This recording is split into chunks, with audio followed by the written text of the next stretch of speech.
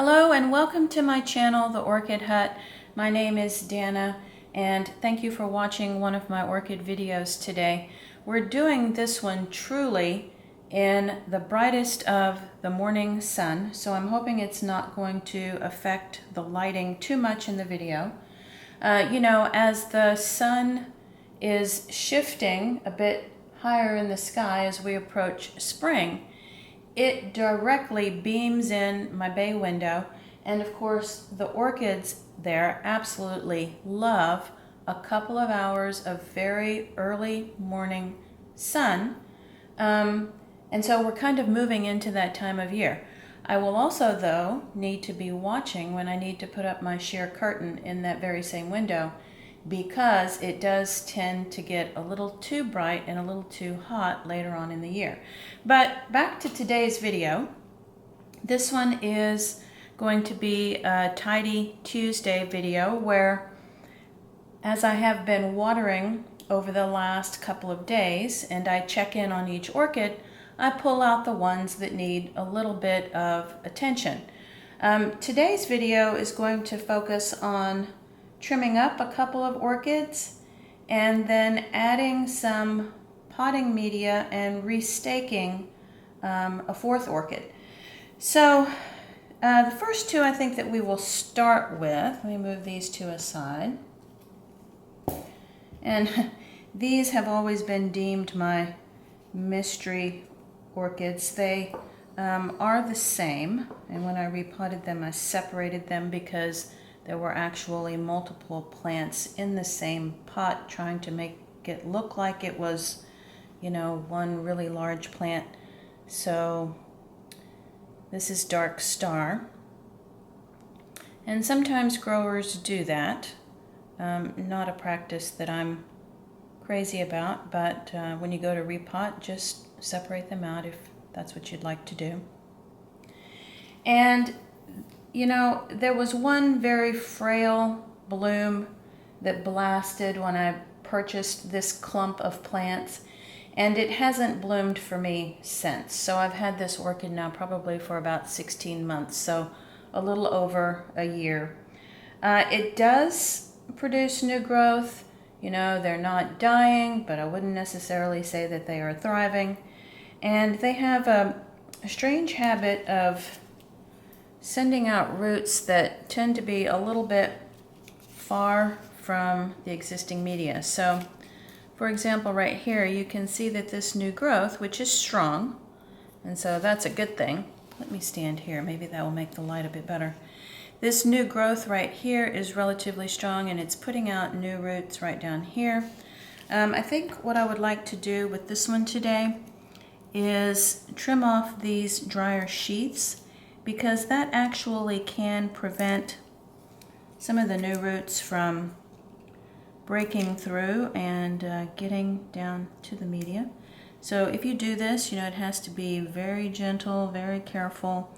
You only want to cut dry plant tissue, nothing that is moist or wet. You don't want to cut into any live tissue, let me put it that way.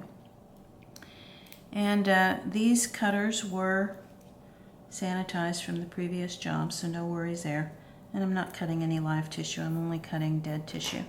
Okay, so now, if there were any more new roots that might like to come from here, the pathway is a bit more clear for that to be successful. Now, because this orchid is somewhat thirsty, it does stay a bit more damp than others.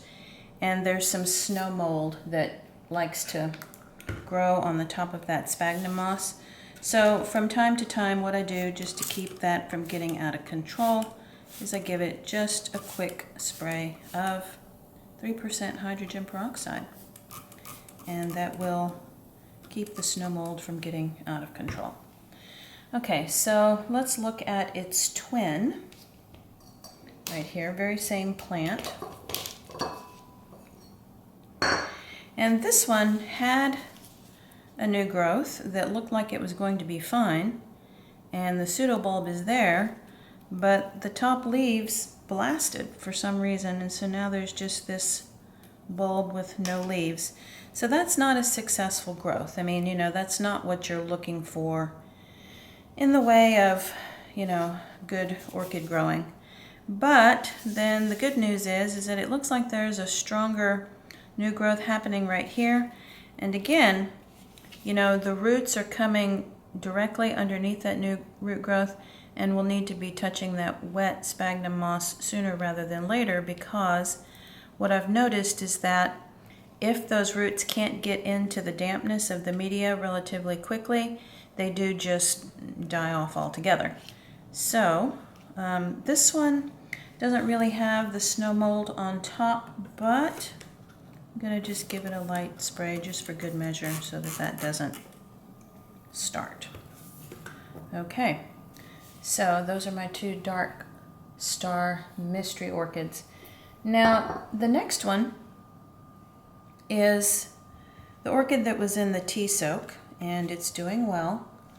And this one is living in the bay window, so it has not been watered yet. If we look around the pot, we can see roots, but they are silvery green, which means that it is time to water. However, what's happened with this orchid is that it somehow, I don't know if it's like pushing up out of the pot. I really don't think that's the case, because there's not that much root growth to have caused that to happen, but it's like the media has sunk down. And so I would like to get a bit more media on the top of this plant, and you can even see underneath there, there's a relatively large hole with no media at all because it has sunk down that far. So before I add new media and before I water, I'm going to give this dry media another tap. And I'm just going to be adding some bark to the top of this pot, and then when I water it in, it should be a bit happier to have those roots covered. Now, the media that I'm using, and it's kind of like a combination of different orchid mixes, because what I end up with over time is like little cupfuls here and there. You know, some of it was my Phalaenopsis mix, some of it was a Cattleya mix, some of it might have been Oncidium mix, and so it's a little bit of a hodgepodge. So if you're looking at this and wondering what media it is, it really doesn't have a name. It's just a collection of the little bits and pieces that were left over from other repottings. Okay, maybe a little bit more right down here. Okay, so that's much better. So now this one will get watered today. It does have new leaf growth at the top, yay. You might also remember that this orchid dropped a leaf on this side, which made it a bit unbalanced. It was 3 leaves and 1 leaf, but now that this leaf is growing, it'll be 3 and 2, so it'll look a bit more balanced. Okay, so this one will get watered and fertilized today because it is showing new growth now. All right, and the final video before the sun takes completely over here is a Cattleya type orchid that I just repotted a little while ago. This was the Copper Queen repot. And I staked it because it wasn't exactly stable in the pot, but then the stake broke because it was a little bit too brittle, I guess, and then it was difficult to clip it, and so I'm just going to redo this. It's leaning in the pot a bit, not crazy about that. So the first thing I think that I'm going to do is restake it, and I would like for this to be upright, and I would like for this new root growth that's happening at the bottom of this new vegetative growth, I would like those new roots to be able to go into the media and anchor this pot a bit better. So I'm going to try to get it as straight as possible with the new stake, and I'm using a plastic coated stake, and I actually really like these because the plastic coating keeps any kind of mold, bacteria, or whatever from getting onto the stake, and they're probably a bit safer to reuse. And so I'm going to put this in the same place that the other stake was, and then reclip it. And of course the clip should, the hinge of the clip should always be up against the stake, and the little hands of the clip should always wrap around the orchid to keep from damaging it. Okay, so let's see, have we done a better job? Yes, I think so.